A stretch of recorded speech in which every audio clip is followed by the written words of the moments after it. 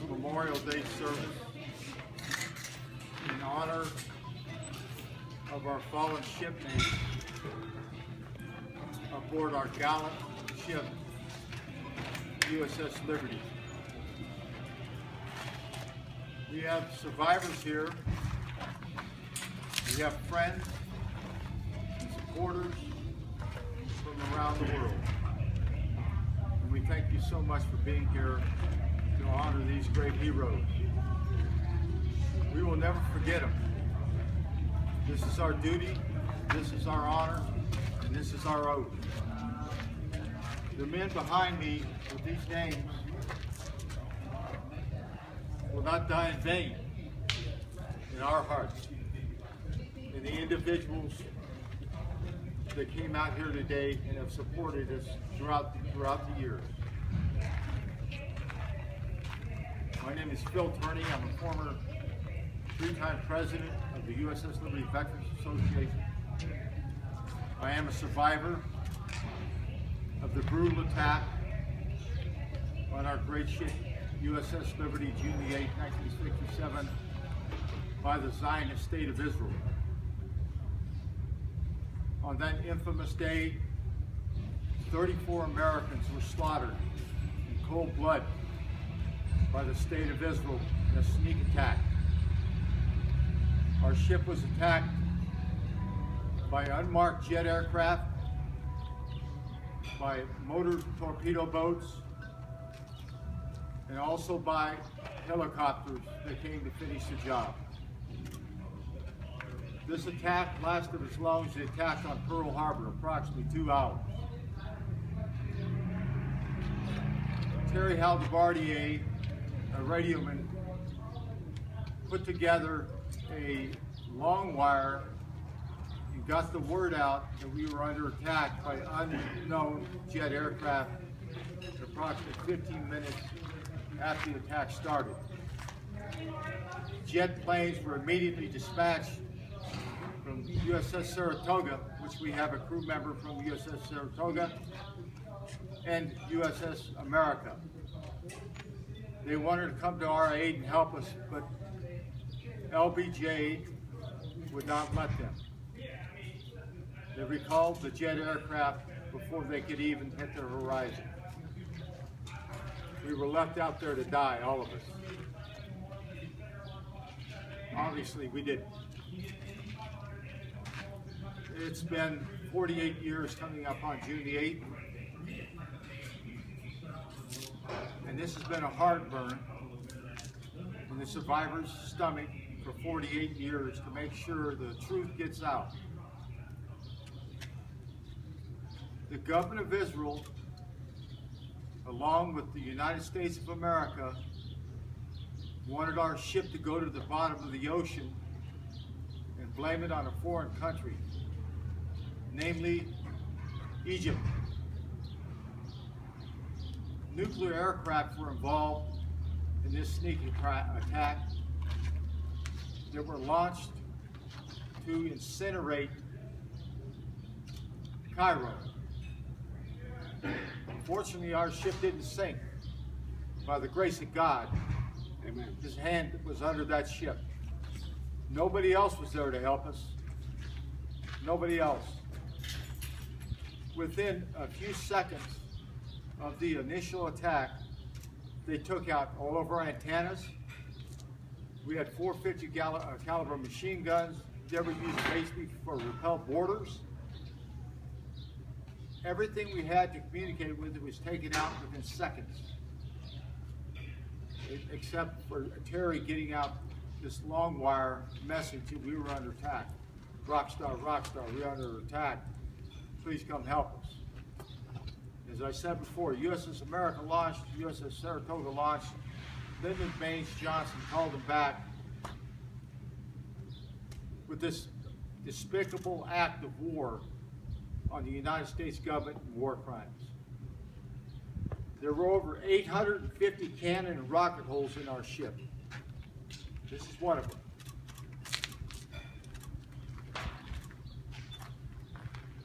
And it is hot. just as it was on June the 8th, 1967. The burn you see on here is exactly the way it was. The day that I cut it out, as I cut out many of them, my shipmate Larry Thorn has been keeping it in good stead for many, many years. He's given me the honor to keep it in my possession for the next 660 years. I'm just kidding you. 6 months. Then I have to return it. We need it. It's yours. Yeah, I have to return it to my dear friend. I'm going to fly down to Mexico where he lives and return it to him. There was a 40 by 40 foot hole in the starboard side of the ship. There were 5,000 armor-piercing bullets in our ship. They dropped napalm on our ship. The captain said, "Prepare to abandon ship." We had enough life rafts on that ship to put 294 souls in. There was only three life rafts left. And I cut one of them over the side. It hit the water. As soon as it hit the water, the Israelis shot it out of the water. Now these life rafts were meant to put our most seriously wounded in, so we could save their lives. The rotten SOBs would not allow that. They shot the other one down in the water and took one aboard the boat. They wanted nobody left to tell the tale. Now remind you, we didn't know who was attacking us. We had no idea because the planes were unmarked. The only time we knew who was attacking us was when the torpedo boats came near. We thought help was on the rescue from our dear friends in Israel. But they weren't. They were there to murder us all. They fired 5 torpedoes at us. As I said before, one of them hit the starboard side, almost sinking us with a 40 by 40 foot hole, blowing to bits 25 of America's bravest and most talented intelligence officers this country had to offer. And we have several of them in our audience today. Mr. Don Pageler, Mr. Ron Kukal. I believe they're the only communication technicians here. And thank you, gentlemen. Ron was in the torpedo spaces when the torpedo hit. Somebody tapped him on the back and told him to get down. There was nobody around him. Nobody. But Jesus Christ put his arm on him and told him to hit the deck. And he did.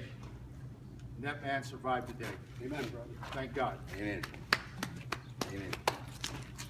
I also want to say the heroism by so many crew members saved that ship. From USS Saratoga, USS America, USS Massey, USS Davis, USS Pageler. Everybody was involved in trying to save that ship, and we thank you deeply for your support and help. I want to thank George Sokol for putting this event together.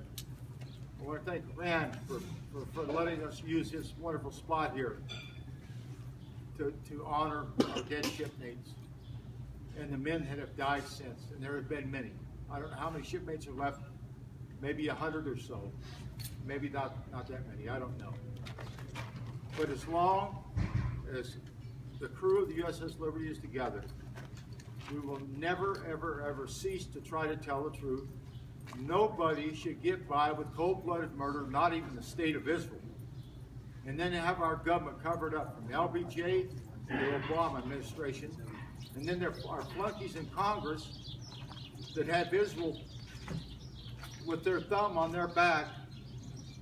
If you don't do what Israel says, you don't get elected. That's just the way it is. Ask Paul McCluskey. Ask Paul Finley. They went up against them and they lost. Adlai Stevenson. And Adlai Stevenson, absolutely. Thank you, Ron. So folks, that's kind of the story. We've been getting together for the last 48 years. As you can tell, that we're all getting older, and we're going to stand together as brothers, because they just did not attack America, or excuse me, the USS Liberty. They attacked America, and all of you standing here, they attacked that day. It was an act of war and war crimes. And I said before, as the rest of these shipmates, my shipmates and other crew members will never forget these men who gave their lives for their country. And thank you for coming and remembering the people we hold dear in our heart forever. God bless you. And we're going to have the reading of the names by Chaplain Ronald Kukal and the ringing of the bell by Mr. Don Pageler. I also want to say, and I'm not trying to push my book, but I'm going to,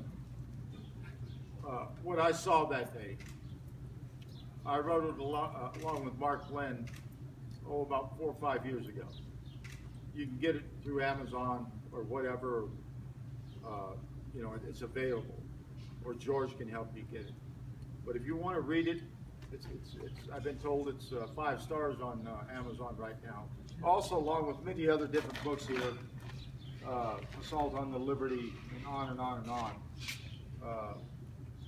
Different books that have been written by survivors and other people. So the story is not going to go away, folks.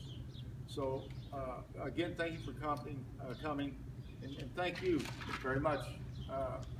Big applause for Rand. Thank you very much. Thank you, George Sokol. Thank you, George Sokol.